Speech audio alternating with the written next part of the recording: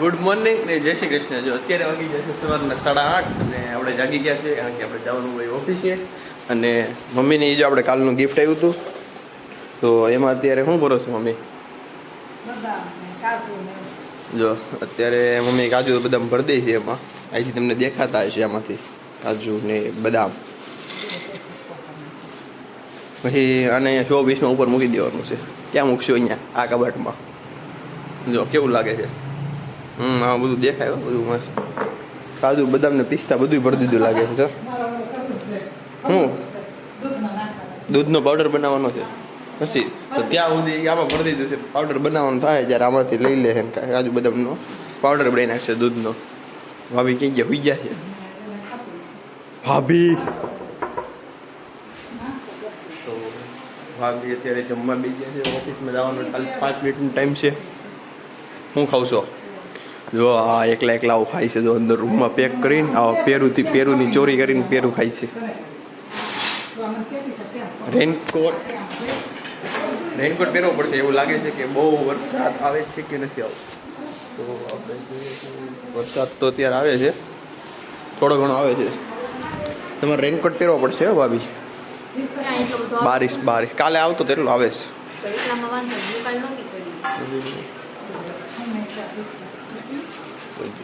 આમ કરવાનું દૂધનો મસાલો આવી રીતે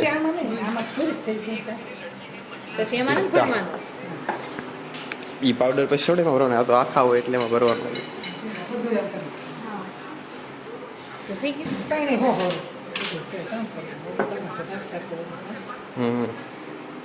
તો જો અત્યારે મમ્મીને એ બધા બનાવે છે દૂધનો પાવડર. જેને પીવું હોય તો આપણે ત્યાં આવી જાય છે. બધાને દૂધ પીવડાવી દઈશું મસાલાવાળું.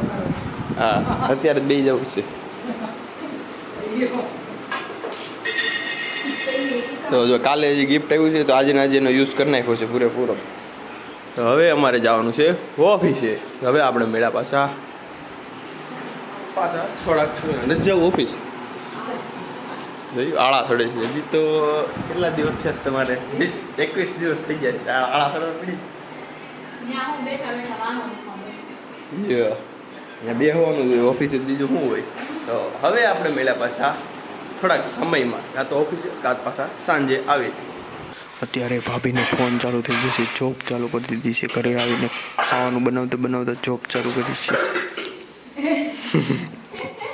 Hello everyone, good morning. નહીં અત્યારે ગુડ મોર્નિંગ હોય ન હોય, અત્યારે ગુડ ઇવનિંગ હોય. કોનો ફોન આવ્યો? તો ઓફિસમાંથી કામ ચાલુ કરી દીધું. અહીંયા ઘરે આવીને કામ ચાલુ કરી દીધું છે. કોલિંગમાં જાવ છો ને તમે? કોલિંગ કરવાની, પ્રોડક્ટની સેલિંગ કરવાની છે પ્રોડક્ટ. એનું કામ કરે છે ભાભી. અને ભાભી અત્યારે બનાવે છે ભાખરી. તો શાક શેનું બનાવ્યું છે આજે? આપણું ફેવરિટ સેવ ટમેટાનું શાક આજે બની નાખ્યું છે. અને એની સાથે છે ઈદડા અને સાથે સંભાર, ઇડલી સંભાર, ખીચડી છે. આજે બધું ખાવાનું બહુ બધી વસ્તુ છે આઈટમ.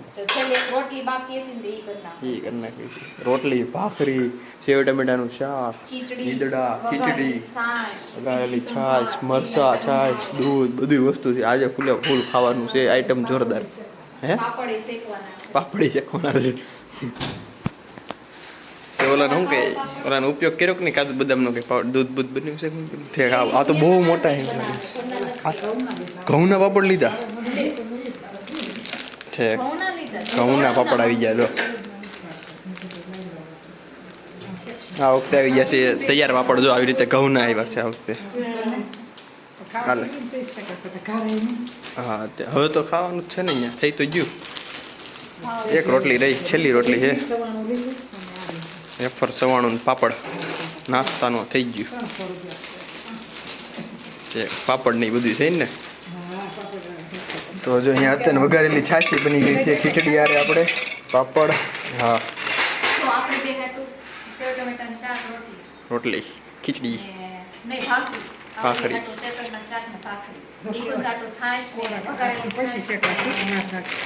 ખીચડી ને ઇડલી સંભાર. એટલાનો પ્રોગ્રામ છે આજે.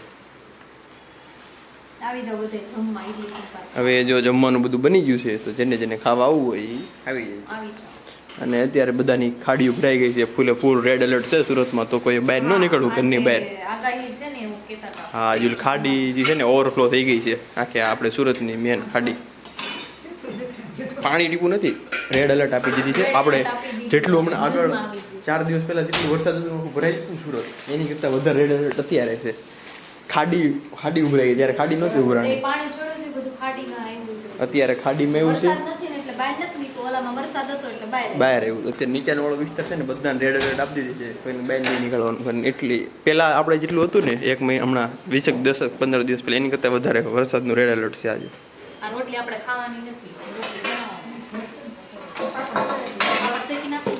પાપડ હા ખાવાના જ છે, ખાવા જ છે. હવે બેસી જ જવાનું છે જમવા. આપણે થઈ જાય ને પાપડ એટલે શેકાઈ જાય, એટલે હવે બેસી જાય જમવા પછી આપણે મેળા દો થોડાક ટાઈમ. તો જો આજનું ખાવાનું એટલું બધું છે. ખીચડી છે, સંભારો છે, સેવ ટમેટાનું શાક, સોળીનું શાક, પછી કેરી, ઇડલી, ભાખરી, મરચાં ને પાપડ. એટલું આજે બહુ બધું ખાવાનું છે. ખાવાનું આજે બહુ ભૂખ લાગી છે અને ખાવાનું છે. ફૂલ તારી થાળી આમ વેગી લાગે, સોરી બાજુ તારી થાળી છે. તો અત્યારે થાય છે રીલ્સનું એડિટિંગ. હવે બે જાય અમે જમવા માટે. જો હેલો એવરીવન, આજે આપણે વાત કરવાની છે નીટ પેપરના લીક વિશે. તો આપણે ભાભીને પૂછ્યું તમને ખબર છે નીટ પેપર લીક થયું એના વિશે અત્યારે દિલ્હીમાં શું હાલે છે?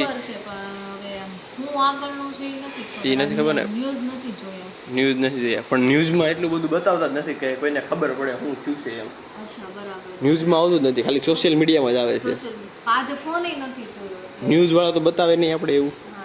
ન્યૂઝમાં પેપર લગભગ 3 કે 4 વાર લીક થયું.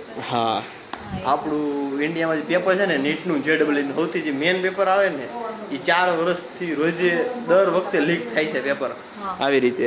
તો એના લીધેથી બધા છોકરા છે ને જે ગરીબ માણસો એ લોકો ભણીને આગળ આવે ને તો એને આગળ જ ન આવવા દે, કારણ કે જે રૂપિયાવાળા હોય એ બધા પેપર ખરીદી લે.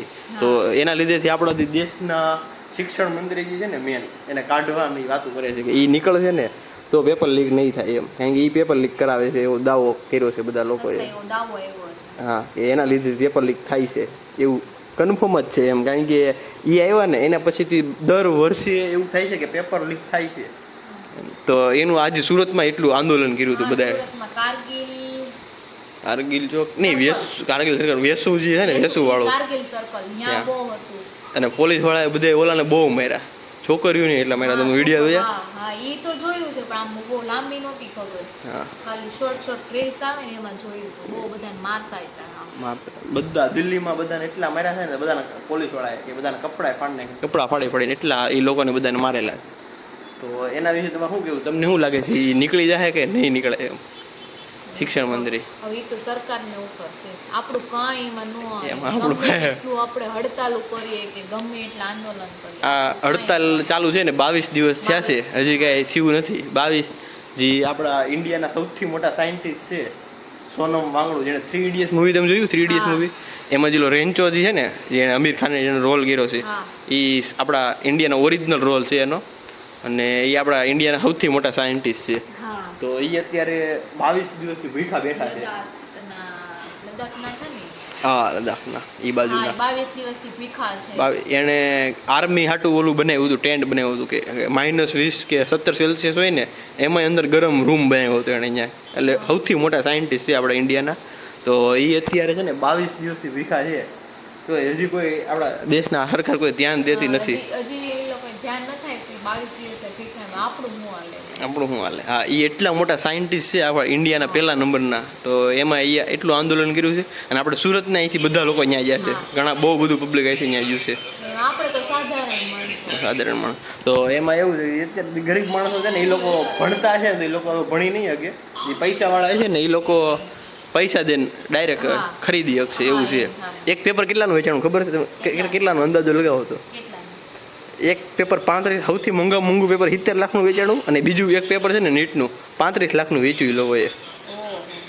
સરકારે અત્યારે એવો દાવો કર્યો છે કે એક પેપર 35 લાખના વેચ્યા છે, અને એવી રીતના એ લોકો રૂપિયા ભેગા કરે છે. એમ હવે તમને કાંઈ આપને ખબર છે કે રિઝલ્ટ તો કાંઈ આવવાનું છે નહીં એનું એમ, 35 લાખના રિઝલ્ટ વેચી નાખ્યા. તો તમને શું લાગે છે કે એ જે આપણે શિક્ષણ મંત્રી છે એ નીકળવો જોઈએ કે ન નીકળવો જોઈએ? તમે કોમેન્ટમાં જરૂર કહેજો કે તમને શું લાગે છે, શું થવું જોઈએ એમ.